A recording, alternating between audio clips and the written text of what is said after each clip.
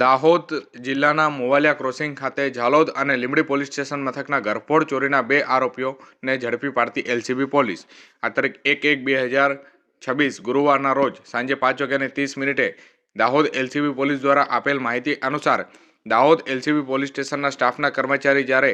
મિલકત સંબંધી ગુનાઓ શોધી કાઢવા માટે પેટ્રોલિંગ પર હતા તે દરમિયાન તેઓને ખાનગીરાએ બાતમી મળી હતી કે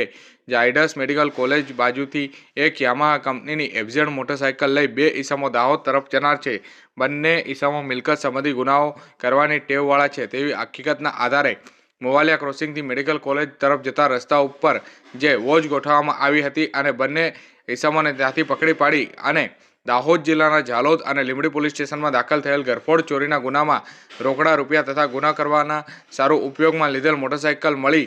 કુલ 90,200 રૂપિયાનો મુદ્દામાલ એલસીબી પોલીસ દ્વારા જપ્ત કરાયો હતો અને ઝાલોદ અને લીંબડી પોલીસ સ્ટેશન મથકે